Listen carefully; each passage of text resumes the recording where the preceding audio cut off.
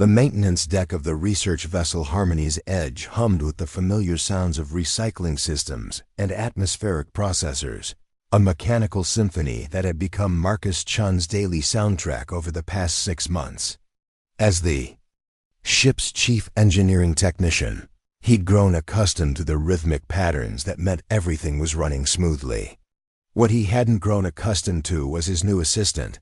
Zara'thei stood at the primary diagnostic console, her four-fingered hands dancing across holographic displays with a grace that made human interfaces look clumsy by comparison. The Vel'tar female was a study in elegant efficiency, her pearl-white skin seeming to glow under the deck's blue-tinted lighting. Her large amber eyes held an intelligence that had impressed even the skeptical human crew when she'd first arrived. As part of the cultural exchange program, before we jump back in, tell us where you're tuning in from, and if this story touches you, make sure you're subscribed, because tomorrow I've saved something extra special for you. The fusion core's harmonic resonance is operating at 97.3% efficiency, she reported, her melodic voice carrying the slight accent that made every word sound like carefully composed music. This is within acceptable parameters, correct, Marcus friend? Marcus smiled at the formal address. Despite months of working together, Zara'thei still maintained the Vel'tar custom of adding relationship identifiers to names. He'd tried explaining that humans didn't need such formalities, but she'd insisted it was important for proper social navigation. Perfect efficiency rating, Zara, he replied, making a note on his personal tablet. Though you can drop the friend part, we've been over this. Her head tilted in that characteristic Vel'tar gesture of polite disagreement. Improper address can indicate social hostility in 47% of documented species interactions. I prefer clarity in our relationship status. And what status is that, exactly? Marcus asked, genuinely curious. The Vel'tar approach to social categorization was incredibly complex, with dozens of subtle distinctions that humans barely understood. Zara'thei's pale skin took on the faintest lavender tint. What he'd learned was the Vel'tar equivalent of a blush. You are a valued colleague who has shown patience with my species' unfamiliarity with human customs. Also, you bring me those caffeine beverages that taste like liquid sunshine. Marcus chuckled. Coffee. It's called coffee, and you're welcome. He'd discovered early on that Vel'tar had an unusual reaction to caffeine. Instead of stimulation, it produced a euphoric effect they described as harmonious energy alignment. Sharing his morning coffee had become their daily ritual. Preparing and narrating this story took us a lot of time, so if you are enjoying it, like this video, it means a lot to us. Now back to the story. The pleasant routine was interrupted by an urgent chime from the main console. Both rushed to the display, where a cascade of warning indicators painted the screen in shades of amber and red. Secondary power coupling in. Section 7, Marcus read quickly. Voltage fluctuations across multiple systems. He was already moving toward the tool lockers, his movements efficient from months of emergency responses. Estimated repair time? Zara'thei asked, pulling up detailed schematics on her screen. Hour and a half if we're lucky. 3 hours if the coupling's actually damaged. Marcus grabbed his engineering kit, then paused as he noticed Zara'thei hadn't moved. You coming? Her amber eyes showed a flash of something that might have been anxiety. Is it safe for me to accompany you? Human emergency protocols often involve physical stress that Vel'tar physiology cannot safely handle. Marcus stopped, remembering the briefings about Vel'tar physical limitations. Their bones were more like dense cartilage, incredibly flexible, but far more fragile than human skeletons. A fall that would bruise a human could seriously injure a Vel'tar. The section's been secured, he assured her. No dangerous pressure. Differentials or unstable gravity fields. Besides, I need someone monitoring the diagnostic readings while I work. The relief in her expression was obvious. Then I will gladly assist, Marcus friend. Section 7 was a cramped maintenance area deep in the ship's bowels, filled with the maze-like complexity of power routing systems that kept a modern starship operational. The air here carried the ozone smell of high-energy electronics and the metallic tang of exposed conduits. Marcus squeezed into the narrow access space where the damaged coupling waited, his muscular frame making the tight quarters even more challenging. Behind him, Zara'thei monitored readings from a more spacious area, her tall, willowy form better suited to the ship's generally cramped human-designed spaces. Voltage is fluctuating between 847 and 923 units, she reported, her voice carrying clearly through the acoustic-friendly metal of the ship's construction. Pattern suggests a loose connection rather than component failure. Good news, Marcus called back, working to access the coupling housing. The space was barely wide enough for his shoulders, forcing him to contort awkwardly to reach the problem area. Should be a quick fix once I can get to it. He'd been working for 20 minutes, his muscles growing stiff from the uncomfortable position, when he finally managed to locate the problematic connection. As he'd suspected, one of the primary power feeds had worked loose from its housing. Simple fix, but one that required precise positioning in the cramped space. Almost got it, he muttered, stretching to reach the final connection point. His fingers found the coupling, but the angle was all wrong. He needed just a few more inches of reach. Marcus shifted position, bracing himself against the bulkhead. As he extended his arm to its limit, the strain on his joints was considerable, and he felt the familiar tightness building in his knuckles from gripping tools in awkward positions. Voltage readings, he called out. Still fluctuating, Zara'thei responded. 847 to 891 now. You're making progress. The coupling finally clicked into place, but Marcus's hand had cramped from the awkward grip. Without thinking, he did what came naturally after any period of manual strain. He flexed his fingers and cracked his knuckles in sequence. The familiar pop, pop, pop echoing through the maintenance space. The immediate silence that followed was so complete that Marcus could hear the ship's atmospheric recyclers cycling in the distance. Marcus friend? Zara'thei's voice was small, uncertain, and carried a tremor he'd never heard before. Yeah? He was already working on the next connection, focused on completing the repair. Are you severely injured? The question was so unexpected that Marcus actually stopped working. What? No, I'm fine. Why would you think? The bone fractures, she interrupted, her voice rising with what sounded like barely controlled panic. I heard your skeletal structure failing. Multiple breaks. You must be in extreme pain. I'm calling for medical emergency immediately. Wait, what? Marcus quickly finished the connection and started backing out of the access space, confusion evident in his voice. Zara, I'm not injured. What bone fractures? He emerged from the cramped area to find Zara'thei standing rigid near the diagnostic console, her pearl-white skin now showing distinct patches of dark blue, an emotional state he'd never seen before. Her large amber eyes were wide with distress, and her hands trembled as they hovered over the emergency communication controls. I heard them, she said, her melodic voice now sharp with anxiety. Multiple fractures in rapid succession. Your bone structure. It made the breaking sounds. Vel'tar emergency medical training covers recognition of structural failure in various species, and those sounds. She trailed off, staring at him with obvious confusion. Understanding dawned on Marcus like a slow sunrise. He looked down at his hands, then back at Zara'thei's terrified expression, and felt a bubble of laughter building in his chest. Oh, Zara, he said gently, raising his hands so she could see them clearly. I wasn't breaking bones. I was doing this. He deliberately cracked his knuckles again, the sharp pop sounds echoing in the metal-walled space. Zara'thei's reaction was immediate and dramatic. She stumbled backward, her blue patches spreading across her skin like ink in water. "Stop! You're damaging yourself. Why are you continuing to break your own skeletal structure?"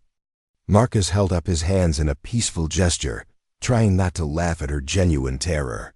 "They're not breaking, I promise. It's just air bubbles in the joint fluid, completely harmless." "Air bubbles?" Her voice pitched higher with disbelief. "That sound indicates structural failure. No biological material should produce such acoustics without permanent damage." "Here, let me show you," Marcus said, moving slowly so as not to alarm her further. He held out his right hand, palm up. "Touch my knuckles. Feel for any breaks or damage." Zara'thei's expression suggested he'd just asked her to examine an active plasma conduit. "I cannot. If your bones are fractured, physical contact could cause further harm." "They're not fractured," Marcus insisted patiently. "Look, I can still move my fingers normally." He demonstrated by wiggling his fingers, then making a fist and opening it again. "See? Full range of motion, no pain, no damage." The Vel'tar female stared at his moving fingers as if they were performing an impossible feat. This makes no logical sense. Bone fractures severe enough to produce such distinct acoustic signatures should render the affected digits non-functional. Marcus cracked his knuckles again, watching as Zara'thei's skin color shifted to an even deeper blue. "It's a completely normal human trait. Probably half the crew does this regularly. We call it cracking or popping joints." "Half the crew?" Her voice was barely above a whisper. "Half the crew regularly fractures their skeletal structure as a casual activity." "It's not fracturing," Marcus tried to explain, moving closer to the diagnostic console where she stood. "The sound comes from nitrogen bubbles in the synovial fluid. That's the lubricant in our joints. When we stretch the joint, it creates a pressure change that pops the bubbles. Like," he searched for an analogy she'd understand, "like when you decompress a sealed container too quickly." Zara'thei's scientific training seemed to war with her emotional response. "But the acoustic signature matches structural failure patterns in every species we've studied. How can human physiology create identical sounds without corresponding damage?" "Because human bones are different," Marcus explained, cracking his knuckles once more to illustrate. "They're denser, more resilient. What sounds like breaking, too? Your ears is just normal joint maintenance to ours." She stared at his hands with a mixture of fascination and horror. "You perform maintenance on your own skeletal structure? Voluntarily?" "Well, when you put it like that, it does sound kind of weird," Marcus admitted with a grin. "But it feels good. Releases tension, improves flexibility." He demonstrated by cracking his neck as well, producing a series of pops that made Zara'thei's blue patches spread even further. "Please stop demonstrating," she requested, her voice strained. "Even knowing it's harmless, the sounds trigger every medical emergency response in my species' evolutionary development." Marcus sobered immediately, realizing how traumatic this must be for her. "I'm sorry, Zara. I didn't realize how it would affect you. We'll add it to the cultural briefings. Humans make these sounds normally, and it's not a medical emergency." "Cultural briefings," she repeated slowly, as if testing the words. "Yes, that would be ... advisable. How many other seemingly harmful human behaviors should I be aware of?" The question hung in the air between them, and Marcus suddenly realized how many normal human actions might seem disturbing to alien observers. "Well, there's sneezing, which involves violent expulsion of air and fluid, yawning, where we dislocate our jaws temporarily, stretching, which involves deliberately stressing muscle and joint systems." With each item he listed, Zara'thei's skin color shifted through various shades of blue and purple. "Your species," she said faintly, "appears to exist in a constant state of controlled self-destruction. Or we're just really good at being durable," Marcus countered with a smile. "Humans are pretty hard to break." "So I am beginning to understand," Zara'thei replied, her color slowly returning to its normal pearl white as her panic subsided. "This explains much about human behavior that has confused me.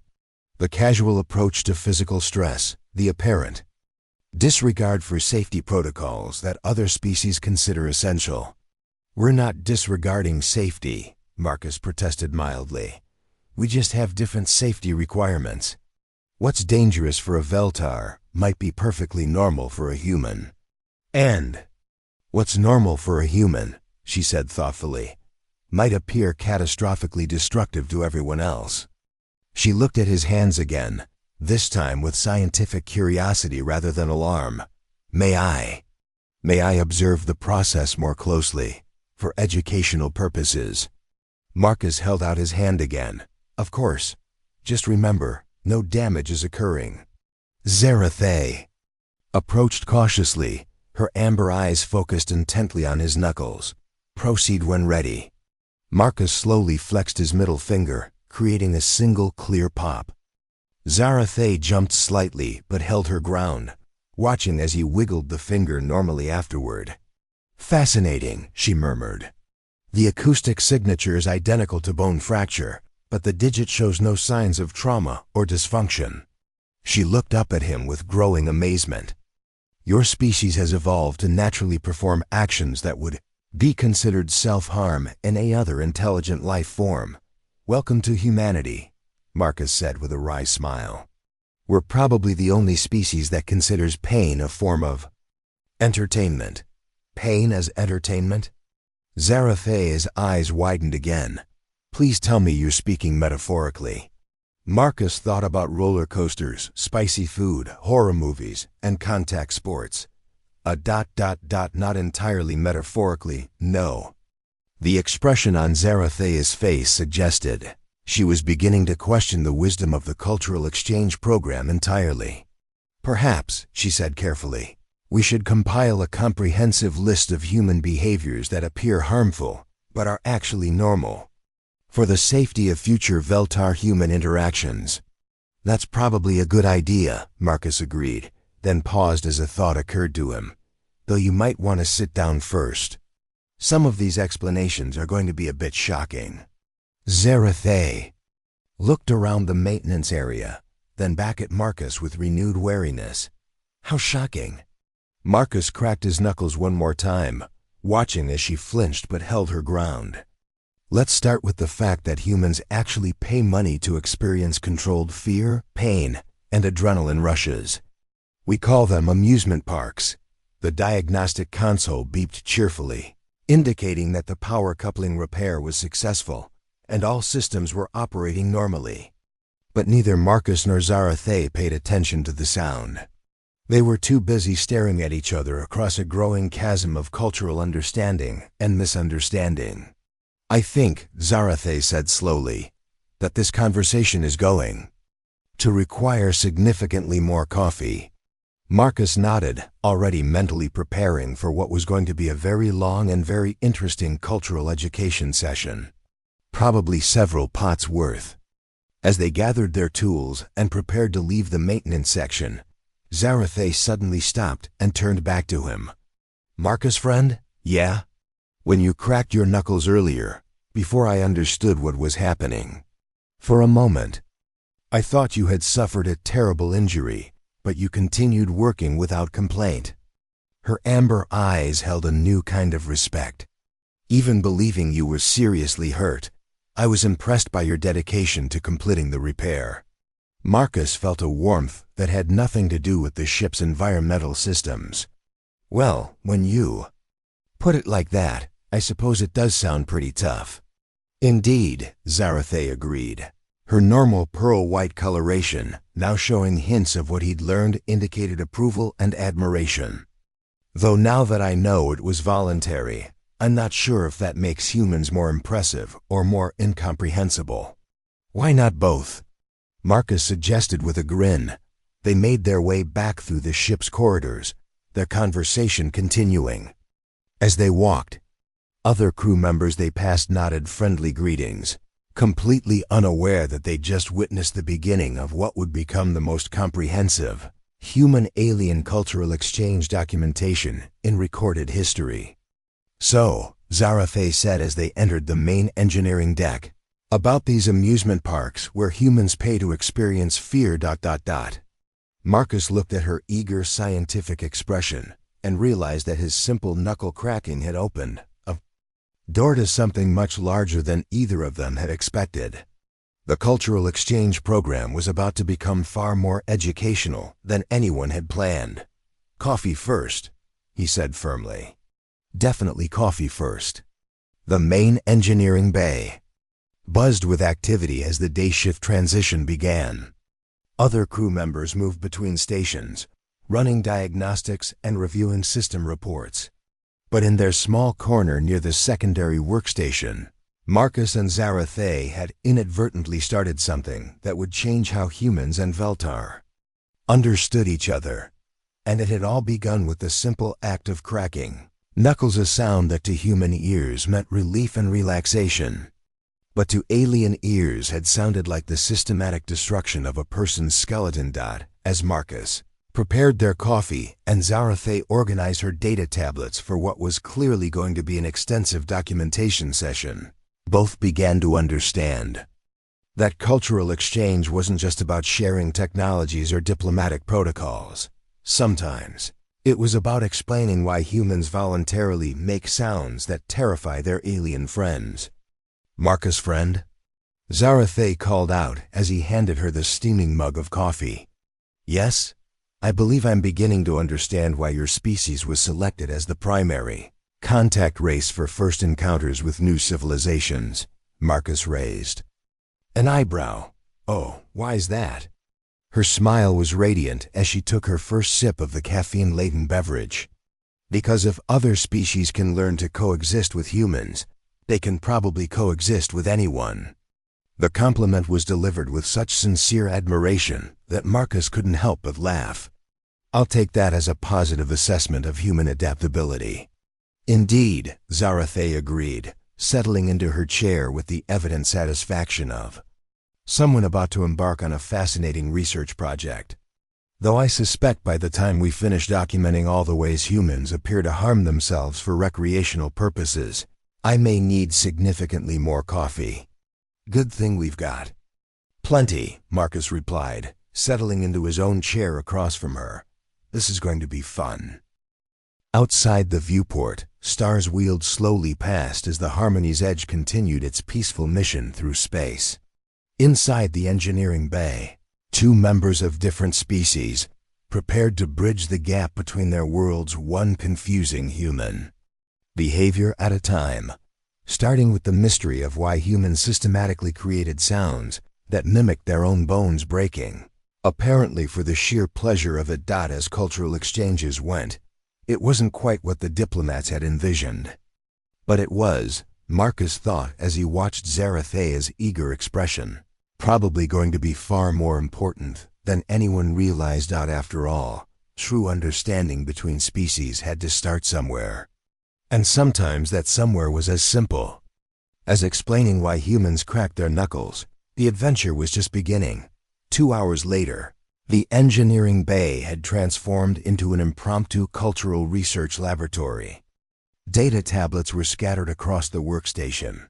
Holographic displays showed anatomical comparisons between human and Vel'tar physiology, and both Marcus and Zara'thei were deep into their third pot of coffee. "So let me understand this correctly," Zara'thei said, her amber eyes scanning the notes she'd been taking. "Humans voluntarily consume chemical compounds that cause pain, spicy food, for recreational purposes?" Marcus nodded, taking another sip of his coffee. "Capsaicin triggers pain receptors, but we've learned to interpret that pain as pleasure. It's called acquired taste. And you also consume ethanol, which is a neurotoxin that impairs cognitive function, because the impairment is considered enjoyable? Alcohol. Yes, though we usually stop before it becomes actually dangerous." Zara'thei made another note, her pale skin showing faint traces of purple, the Vel'tar equivalent of deep concentration mixed with bewilderment. "Your species appears to have evolved a tolerance for self-inflicted harm, that borders on the pathological. Or, we're just really good at turning potentially harmful things into entertainment, Marcus countered with a grin. Humans are excellent at adaptation. Their discussion was interrupted by the arrival of Dr. Sarah Kim, the ship's chief medical officer. She approached their workstation with the purposeful stride of someone investigating a reported medical emergency. Marcus, I got a priority alert about bone fractures in Section 7. Dr. Kim's dark eyes quickly scanned him for obvious injuries. The automated medical sensors detected multiple structural failure signatures, but you're clearly mobile. What happened? Marcus and Zara'thei exchanged glances. False alarm, Doc. Turns out our medical sensors aren't calibrated for normal human joint sounds. Dr. Kim's eyebrows rose. Joint sounds? To demonstrate, Marcus cracked his knuckles. The sharp pop-pop-pop echoed through the bay, and Dr. Kim nodded in immediate understanding. Ah, cavitation collapse in the synovial fluid. She turned to Zara'thei, whose skin had shifted to a light blue at the familiar terrifying sound. I take it Vel'tar don't experience similar joint mechanics? Our cartilaginous skeletal structure operates on entirely different principles, Zara'thei explained, her scientific training overriding her emotional response. Dense cartilage matrices with fluid-filled cellular structures. We have no air. Cavities in our joint spaces, so such sounds would indeed indicate catastrophic structural failure. Dr. Kim pulled up a chair, clearly intrigued. This is fascinating from a comparative physiology standpoint. What other human behaviors have been causing concern? Zara'thei consulted her notes. So far we've documented voluntary consumption of neurotoxins, pain-inducing chemicals, participation in activities designed to trigger fear responses, and the regular production of sounds identical to bone fractures. I'm beginning to suspect human biology operates on principles that would be considered pathological in any other species. Well, when you put it like that, Dr. Kim laughed. Though you're missing some of the more dramatic examples. Marcus, show her what happens when you stretch. Marcus stood and raised his arms above his head, extending into a full-body stretch. The series of pops and cracks from his spine, shoulders, and neck sounded like someone systematically dismantling a wooden structure. Zara'thei's skin went deep blue again, and she gripped the edge of the workstation. By the first light, it sounds like your entire torso is collapsing. Feels great though, Marcus said, settling back into his chair with obvious satisfaction. Nothing like a good stretch after sitting for hours. Dr. Kim was taking notes now. Too, clearly fascinated by the alien perspective on human physiology. Zara'thei, how does Vel'tar flexibility work? Do you experience muscle tension? Our muscular structure is based on contractile filaments within a gel matrix, Zara'thei explained, demonstrating by bending her arm in ways that made human joints look primitive. We achieve flexibility through molecular realignment rather than mechanical extension. No pressure buildup, no cavitation collapse, no acoustic signatures. She bent her elbow backward an angle that would have snapped human bones, then rotated her shoulder in a complete 360-degree circle. The movements were silent and flowing, like watching liquid mercury take new shapes. Okay, that's actually more disturbing than knuckle cracking, Marcus admitted, staring at her impossible flexibility. How do you not break when you do that? Break? Zara'thei looked confused. Our structure is designed for infinite flexibility within our range parameters. The concept of breaking applies only to rigid materials. Dr. Kim was frantically taking notes. This explains so much about the different safety protocols. What we consider normal joint stress would actually damage Vel'tar physiology, while what they consider normal flexibility would tear human ligaments apart. Speaking of safety protocols, Marcus said, we should probably warn you about some other human behaviors before you encounter them accidentally. Such as? Zara'thei asked, though her expression suggested she wasn't sure she wanted to know. Sneezing, Dr. Kim said immediately. The acoustic signature includes a sharp explosive sound followed by projectile expulsion of fluid. To someone unfamiliar with human biology, it probably looks like a medical emergency. Projectile expulsion? Zara'thei's amber eyes widened. Are you referring to voluntary vomiting? No, that's different, Marcus said. Sneezing is involuntary. We can't control it. Our nasal passages build up pressure and then explosively release it. Involuntary projectile expulsion of bodily fluids, Zara'thei repeated slowly, making notes. And this occurs how frequently? Daily for most people. Dr. Kim said, more during allergy season or when we're sick. Zara'thei stared at them both. Your species randomly ejects fluids from your respiratory system multiple times per day, and this is considered normal? When you put it like that, it does sound kind of gross, Marcus admitted. Gross? Zara'thei tested the unfamiliar word.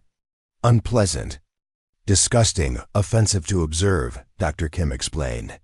Humans have extensive emotional responses to bodily functions, even though they're completely natural. You find your own biological processes disgusting? Some of them, yeah, Marcus said. Doesn't stop us from doing them, we just prefer privacy for certain functions. Zara'thei made more notes, her skin showing increasingly complex color patterns.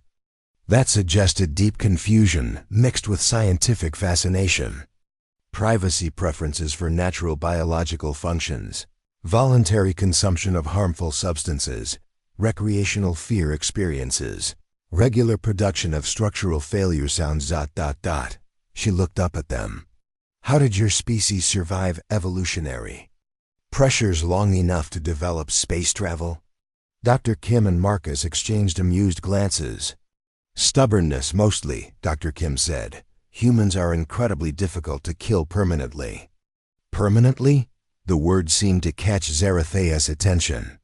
Are you implying temporary death states? Well, no, Marcus said quickly, but humans can survive things that would kill most other species. We're ridiculously durable. Demonstrate. Zara'thei said with scientific curiosity. Marcus looked at Dr. Kim, who nodded encouragingly. He stood up and walked to the nearby equipment locker, retrieving a standard gravity wrench tool that weighed about 5 pounds. This would probably seriously injure a Vel'tar if it fell on you, right? Catastrophically, Zara'thei agreed. Our cartilaginous structure would compress and potentially rupture. Marcus held the wrench above his thigh and dropped it. It struck his leg with a solid thunk that made Zara'thei flinch. Marcus didn't even react. That's it? She asked, staring at the point of impact. No damage? No pain response? It stings a little, Marcus admitted, but human bones are designed to handle impacts. We're basically walking around in organic armor plating. Organic armor, Zara'thei repeated faintly. Your skeletal structure is designed for combat? Not combat specifically, Dr. Kim interjected, but humans evolved as persistence hunters. We needed to be able to absorb impacts, resist fatigue, and keep moving even when injured. Our pain tolerance and damage resistance are evolutionary advantages. Pain tolerance, Zara'thei said, consulting her notes again. This explains the recreational pain consumption and fear experiences. Your species has evolved to not only tolerate unpleasant stimuli, but to actively seek them out. Exactly, Marcus said, sitting back down. What doesn't kill us makes us stronger. Literally, in some cases. What doesn't kill you makes you stronger, Zara'thei repeated the phrase slowly. This is a human philosophical principle. One of many, Dr. Kim confirmed. Humans have developed entire philosophical frameworks around embracing difficulty, challenge, and discomfort as paths to improvement. Zara'thei's skin was now showing rapid color shifts between purple, blue, and silver, a pattern Marcus had never seen before. Dr. Kim, is this normal behavior for your species? This casual approach to self-inflicted stress? Completely normal, Dr. Kim assured her. In fact, humans who avoid all stress and challenge often develop physical and mental health problems. We actually need a certain amount of difficulty to function properly. You require stress to maintain health? Zara'thei's voice pitched higher with disbelief. Physical stress maintains bone density and muscle mass, Dr. Kim explained. Mental stress develops problem-solving abilities and emotional resilience. Moderate amounts of both are essential for optimal human development. So the behaviors I've been documenting, the voluntary pain, the fear-seeking, the physical challenges, these aren't aberrant behaviors. They're central to human nature, Marcus confirmed. We grow by pushing our limits. Zara'thei stood up abruptly and began pacing, her movements showing the fluid grace of Vel'tar locomotion. This changes everything about human-alien interaction protocols. Every other species we've encountered operates on harm avoidance principles. Humans operate on harm-seeking principles for developmental purposes. I wouldn't say harm-seeking, Dr. Kim corrected gently, more like challenge-seeking. We pursue beneficial stress. Beneficial stress. Zara'thei stopped pacing and stared at them both. You've created linguistic frameworks that categorize self-inflicted difficulty as positive. Because it often is, Marcus said. Exercise is beneficial stress. Learning new skills is beneficial stress. Even this conversation is a kind of beneficial stress. It's challenging our assumptions and helping us understand each other better. Zara'thei returned to her chair, her color patterns now showing what Marcus was beginning to recognize as the Vel'tar equivalent of deep intellectual engagement. I need to understand this better. Can you provide examples of beneficial stress? That might help me relate to human psychology.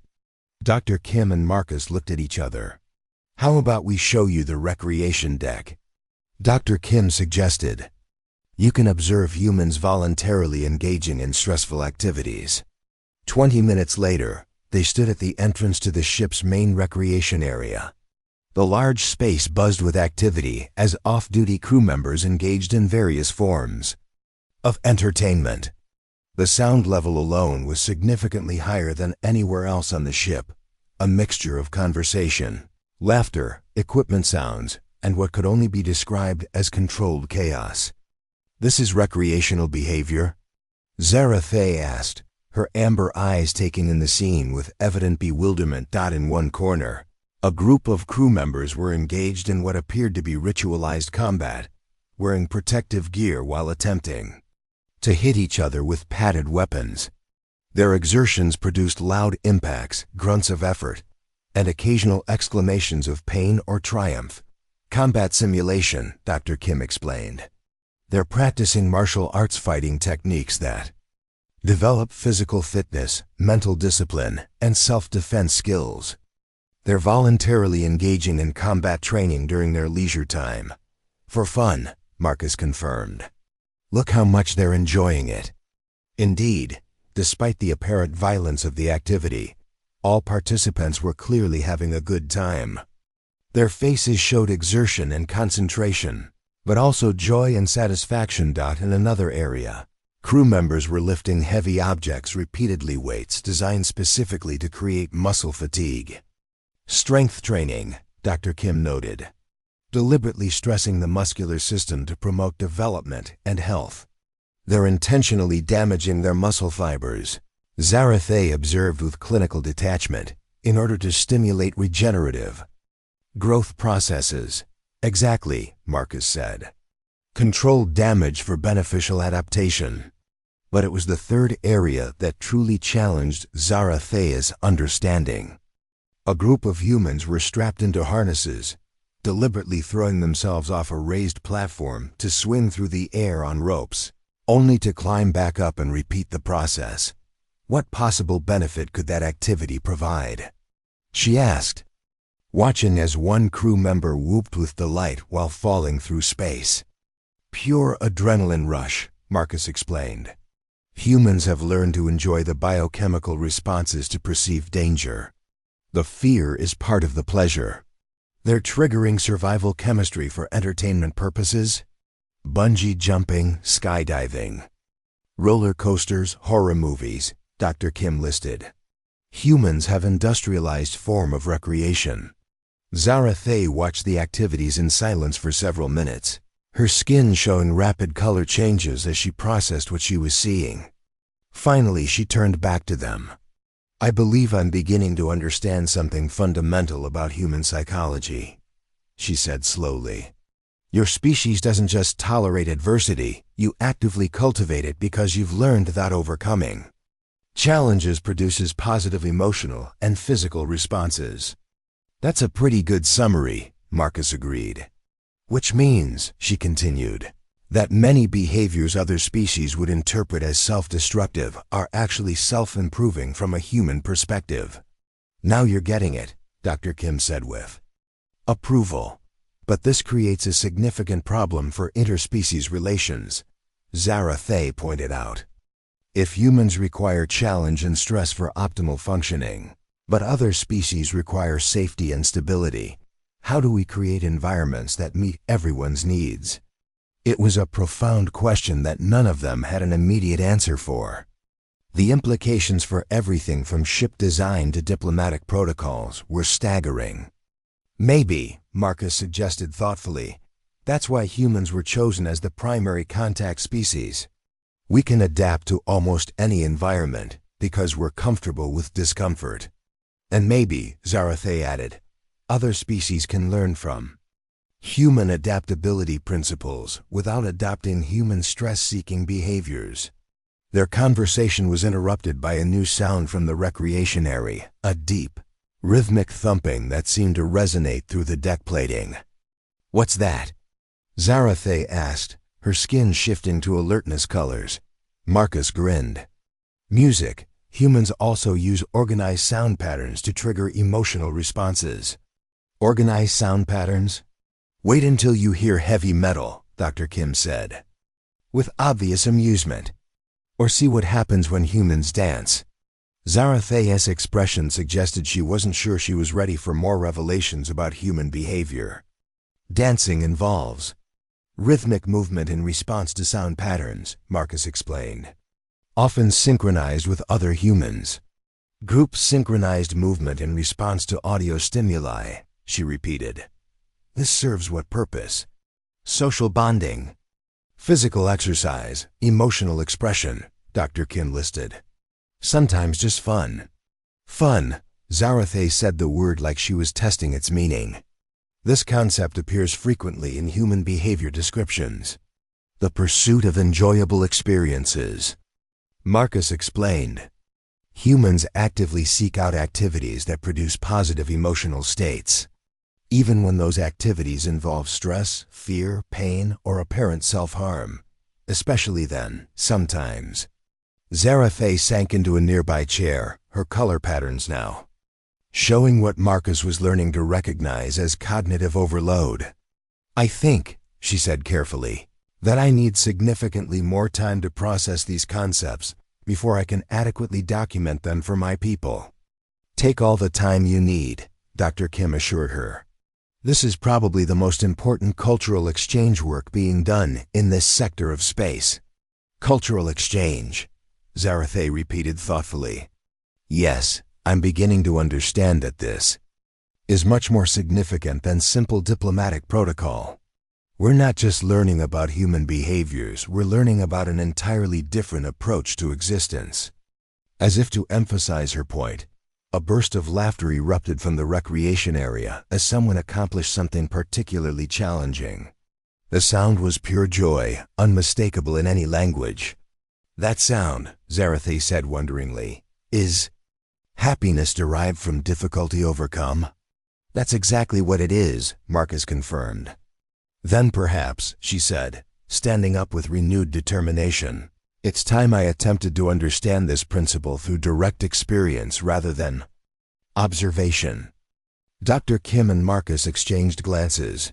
What did you have in mind? Dr. Kim asked carefully. Zara'thei's smile held, a mixture of scientific curiosity and something that might have been anticipation. I believe it's time for me to learn why humans voluntarily crack their knuckles. The simple statement carried implications that would extend far beyond their small group, potentially changing how two species understood each other and themselves. The adventure was entering a new phase, one that would test not just cultural understanding, but the fundamental differences between species that had evolved to avoid challenges and those that had learned to embrace them. The medical bay had never hosted such an unusual consultation. Dr. Kim ran her scanner over Zara'thei's four-fingered hands, while Marcus watched nervously from a nearby chair. What had started as simple cultural curiosity had evolved into something approaching an interspecies medical experiment. The cartilaginous structure is fascinating, Dr. Kim murmured, studying the holographic display of Zara'thei's hand anatomy. No air pockets in the joint spaces, no synovial fluid chambers. Your joints operate on completely different principles from human physiology, which means knuckle cracking is physically impossible for me, Zara'thei concluded, though her amber eyes still held determined curiosity. But I want to understand the sensation humans experience. The satisfaction you describe. Marcus shifted uncomfortably. Are you sure about this? We could just explain the feeling instead of, no, Zara'thei interrupted firmly. Every other species approaches humans from a position of theoretical understanding. But if I'm to truly comprehend human psychology, I need experiential data. Dr. Kim lowered her scanner and looked thoughtful. Actually, there might be a way. Vel'tar physiology includes those pressure-sensitive nodes along your cartilage joints, correct? They're designed to monitor structural integrity. Yes, Zara'thei confirmed. They provide constant feedback about our physical state.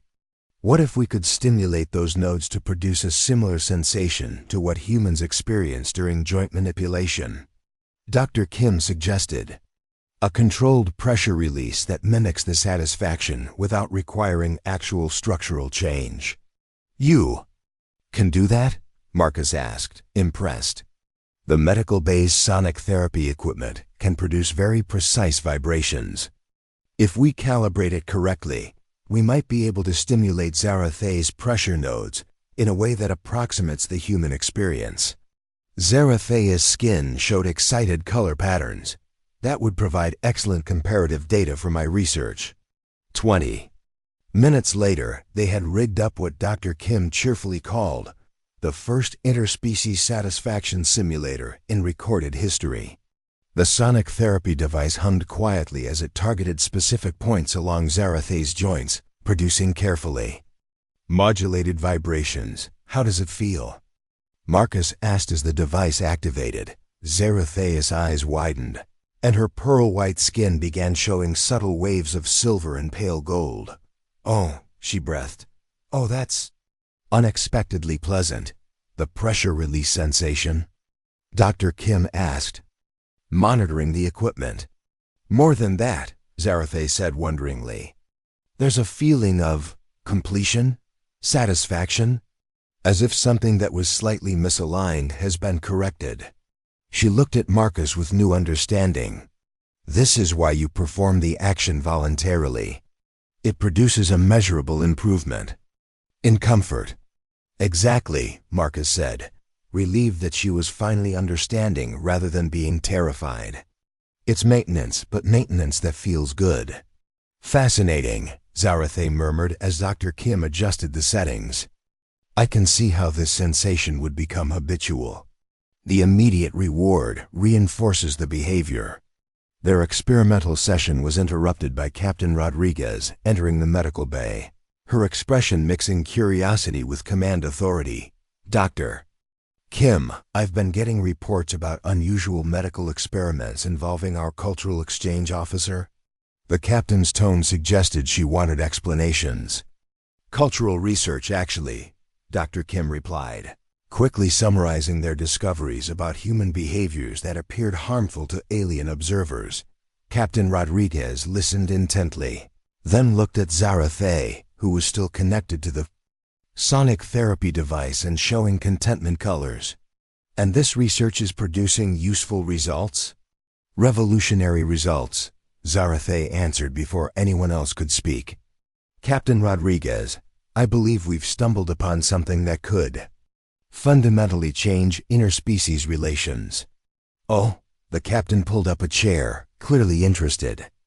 Every first contact protocol in our databases assumes that all intelligent species operate on harm avoidance principles. Zara'thei explained, her scientific excitement evident in both her voice and her changing skin patterns. But humans operate on challenge-seeking principles. This isn't just a minor cultural difference. It's a completely different approach to existence. Explain, Captain Rodriguez said simply. Marcus found himself taking the lead. Captain, most species develop safety protocols to avoid anything that might cause harm. Humans develop safety protocols that allow us to engage in controlled harm for beneficial purposes. We don't just tolerate risk, Dr. Kim added. We actively cultivate it because we've learned that overcoming challenges produces positive physical and mental adaptations. This explains so much about human behavior that other species find incomprehensible, Zara'thei continued, her enthusiasm growing. Why humans volunteer for dangerous assignments, why you seek out difficult problems, why you seem to thrive in crisis situations. Captain Rodriguez nodded slowly. And why other species often consider us reckless or aggressive when we're actually just being human. Precisely, Zara'thei confirmed. But the implications go far beyond cultural understanding. If humans can teach other species to embrace beneficial challenges, and other species can teach humans more efficient safety protocols, the potential for collaborative advancement is unprecedented. Show me, the captain said. Dr. Kim activated a holographic display showing the comparative data they'd collected. Human stress response systems are designed to be temporarily activated and then reset. This allows for rapid adaptation to new challenges. Most other species have stress responses designed for permanent avoidance of threatening stimuli. Which means, Marcus continued, that humans can function effectively in environments that would be psychologically devastating to other species, while other species can maintain stability in situations where humans might become restless or destructive. Complementary strengths, Captain Rodriguez mused, rather than conflicting approaches. Exactly, Zara'thei said, then paused as the sonic therapy device completed its cycle. And I've just experienced firsthand how understanding another species' physical sensations can provide insights that purely intellectual analysis cannot. She flexed her four-fingered hands experimentally, a gesture that looked remarkably similar to how humans move after cracking their knuckles. The satisfaction is quite addictive, she admitted with what Marcus was learning to recognize as a Vel'tar grin. I can understand why humans repeat this behavior regularly. Captain Rodriguez stood up, her expression showing the kind of decision-making focus that had made her an effective starship commander. I want you three to prepare a comprehensive report on these findings. And I want recommendations for how we can modify our protocols to better accommodate both human challenge-seeking and alien safety-seeking behaviors. Captain, Zara'thei said carefully, there's something else you should know. My people's governing council specifically sent me here to evaluate whether humans are psychologically stable enough for long-term alliance relationships. The statement hung in the air like a challenge. Captain Rodriguez's expression didn't change, but Marcus could sense the tension. And your evaluation? The captain asked. Humans aren't just psychologically stable, Zara'thei replied firmly. You're psychologically evolved. Your species has developed the ability to transform negative stimuli into positive outcomes through conscious choice and cultural frameworks. From a Vel'tar perspective, this represents an advanced form of mental adaptation that most species never achieve. You're saying we're not crazy, we're just advanced crazy? Marcus asked with a grin. I'm saying, Zara'thei replied seriously, That humanity's approach to challenge and adversity may be the key to solving problems that have been considered unsolvable by every other known civilization. Captain Rodriguez sat back down, clearly processing the implications, such as integration of incompatible technologies, colonization of hostile environments, peaceful resolution of seemingly irreconcilable conflicts. Zara'thei listed. Humans don't just accept that something is impossible. You assume that impossible things simply require different approaches. Like cracking knuckles, Dr. Kim said with amusement. Something that seems destructive but is actually beneficial if you understand the underlying mechanisms. Exactly, Zara'thei confirmed. And if my research is correct, this principle scales up to much larger challenges. The conversation was interrupted by an urgent communication alert. Captain Rodriguez activated the display, revealing the concerned face of Admiral Chen from Fleet Command. Captain Rodriguez, we're receiving priority communications from multiple species councils regarding the Human Cultural Exchange Program. There are concerns about human psychological stability. Marcus and Zara'thei exchanged glances. Clearly, word of their discoveries had traveled faster than expected. What kind of concerns, Admiral? Captain Rodriguez asked. Reports of humans voluntarily damaging their own skeletal structures, consuming neurotoxins for pleasure, and engaging in behaviors that appear to be elaborate forms of self-harm. Admiral Chen replied grimly. Several species are questioning whether humans should be permitted to continue in leadership roles for interspecies initiatives. Captain Rodriguez looked at Zara'thei, who had gone very still. I see. And what's the recommended response? Full psychological evaluation of all human personnel in interspecies positions, followed by implementation of protective protocols to prevent humans from engaging in self-destructive behaviors while serving in mixed species environments. The implications were staggering.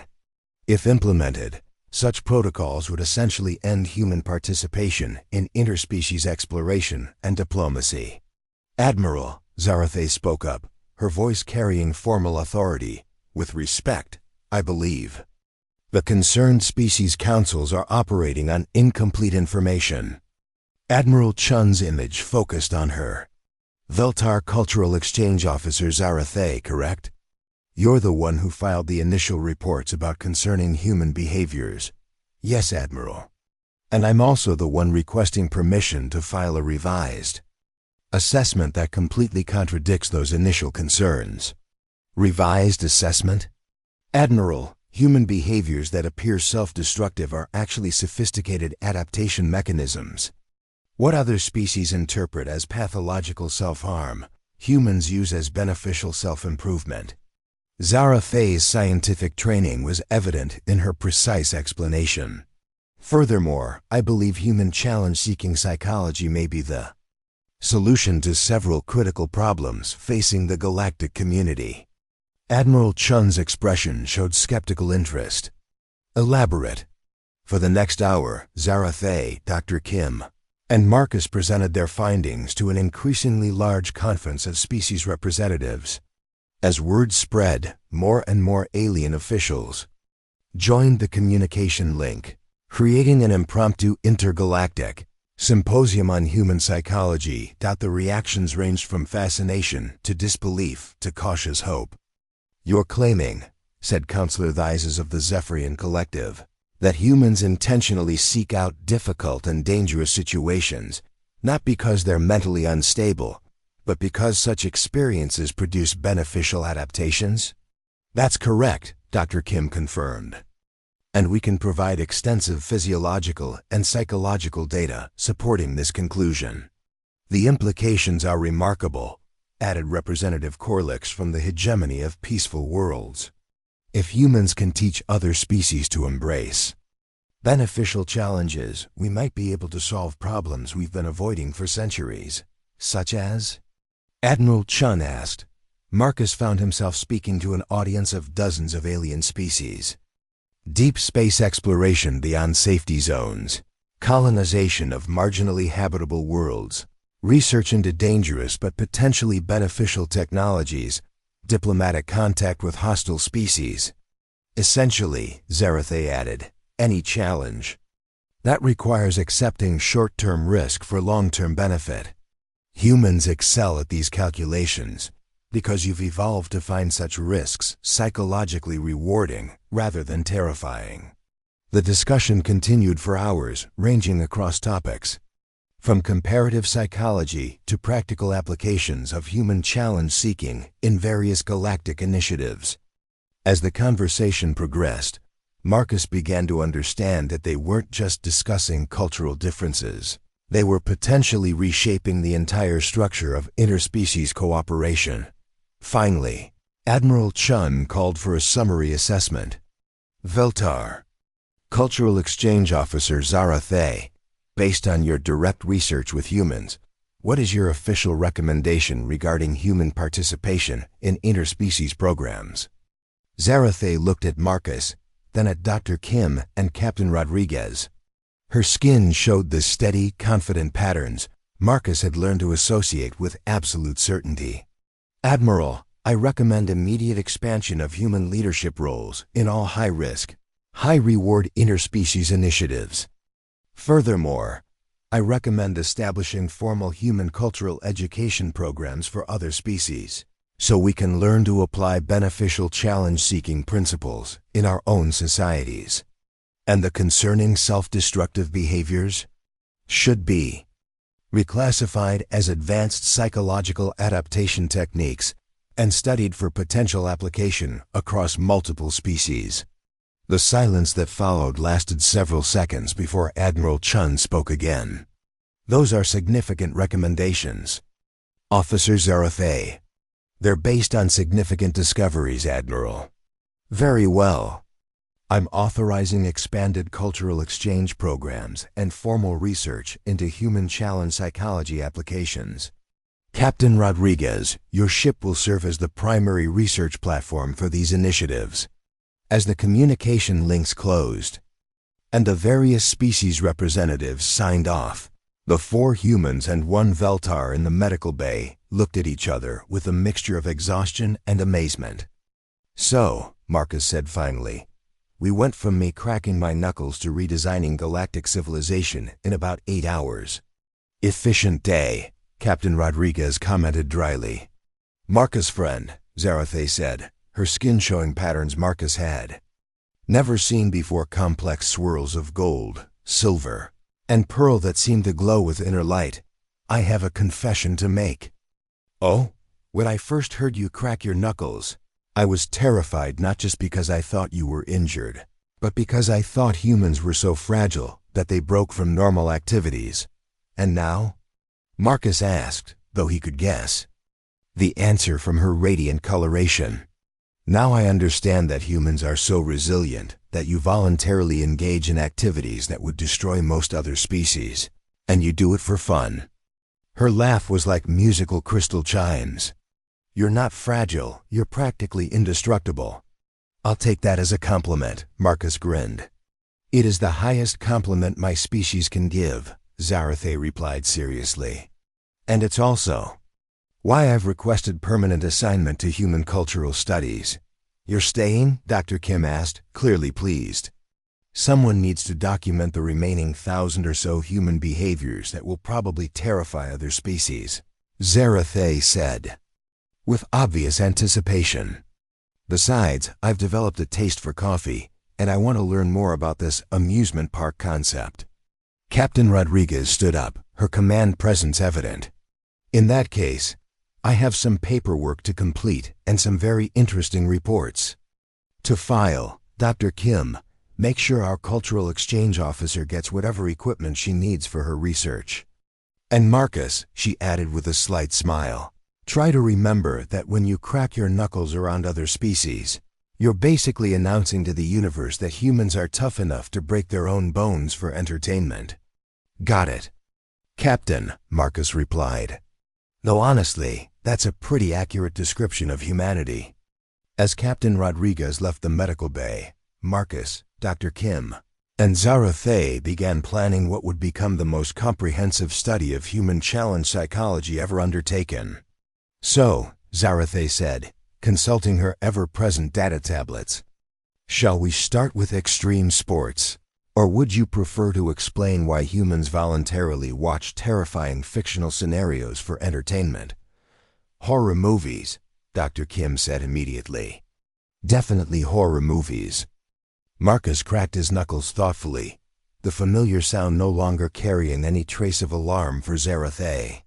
Instead, her skin showed appreciative colors as she recognized the human practice of using small, physical satisfactions to enhance mental focus. "You know what?" Marcus said, watching Zara'thei's delighted reaction to the sound that had started their entire adventure. "I think this is going to be the most fun research project in galactic history."